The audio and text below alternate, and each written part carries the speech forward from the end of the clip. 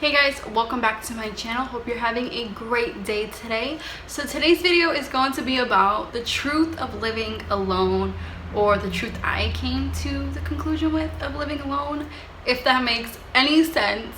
Living alone is not for everybody, and I totally get that because I've never been this alone like in my life, so it does feel weird, but I will explain and I'll tell you guys my experience and all that stuff of living alone. If you guys like these little talk through videos, leave a thumbs up down below, and also don't forget to subscribe if you are new here. And like always, let's get straight on into the video. When I first moved out, the number one thing that I never had to do was to check if the doors were locked. My mom always did that, or my mom's boyfriend would always do that, so I never had to worry if the doors were locked or not. Now with me living alone, I have two doors that lead to outside. This one leads to like my neighbor's hallway, and then it leads to outside, and then the door in my living room leads straight outside. So I always get that urge when I'm sleeping, or if it's late at night, or if I'm in the shower, I'm like, crap, did I lock the door or not? Because I don't know, with living alone, your mind plays tricks on you, and you tend to forget that you did things that you already did. So I'm constantly checking if that door is locked or not. Another thing on a more serious note is feeling loneliness from time to time.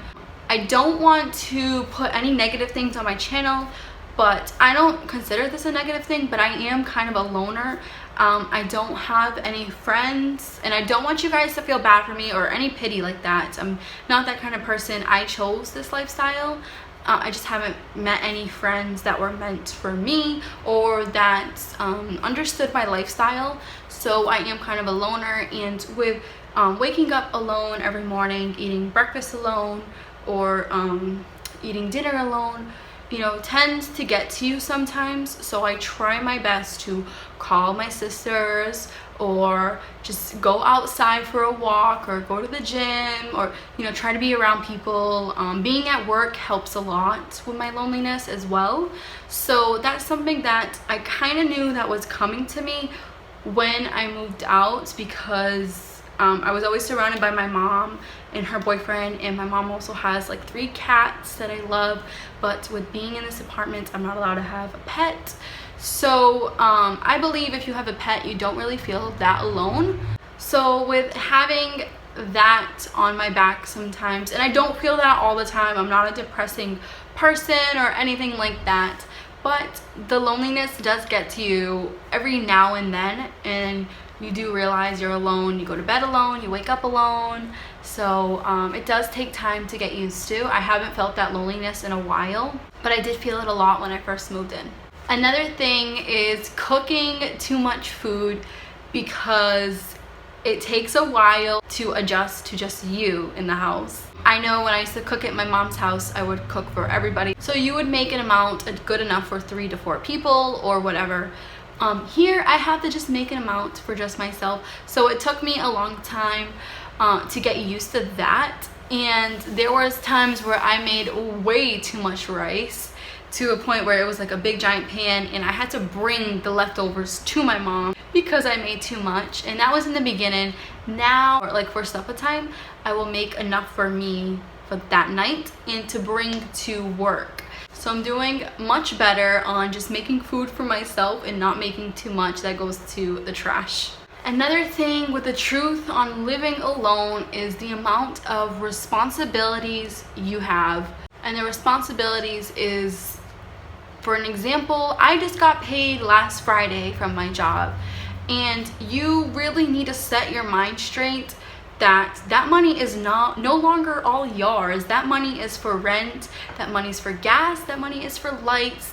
I just paid my registration for my car, because you have to update it, and that came in the mail alongside a bunch of other bills. So you have to take in responsibility, because you are providing the roof over your head now. No one is helping you.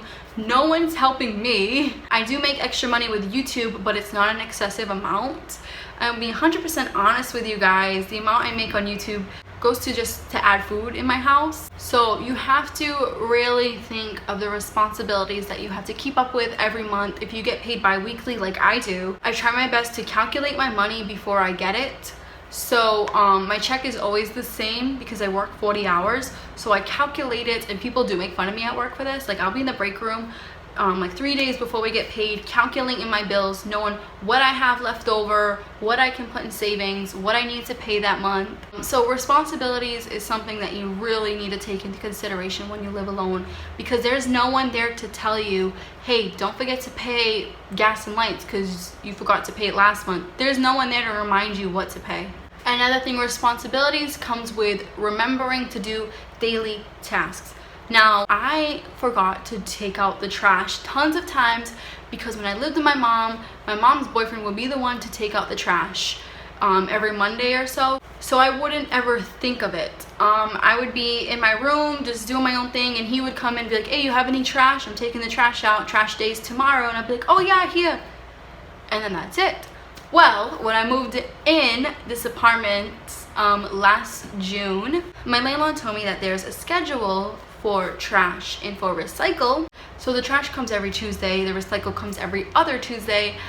I had a lot of things to recycle when I moved in because obviously all these things that are in my apartment came with boxes that needed to be recycled.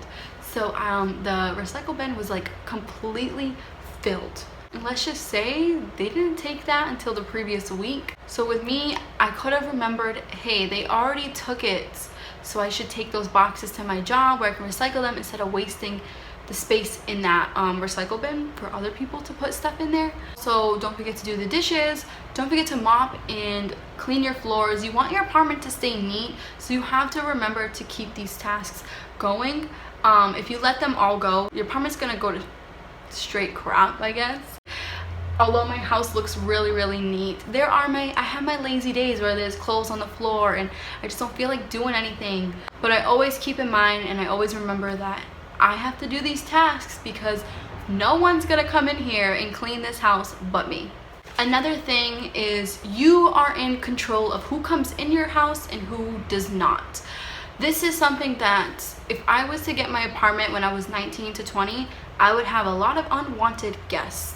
Because back then I had a lot of unwanted friends that were friends with other people, and I just didn't like their friends because I didn't trust them. So as for me, you guys know I don't have any friends, so no one comes to my house but my sisters, and I'm okay with that. But it doesn't seem like a big responsibility, but it does. Like, it's crazy to actually sit down and think like you have the ability to say who comes in and who comes out.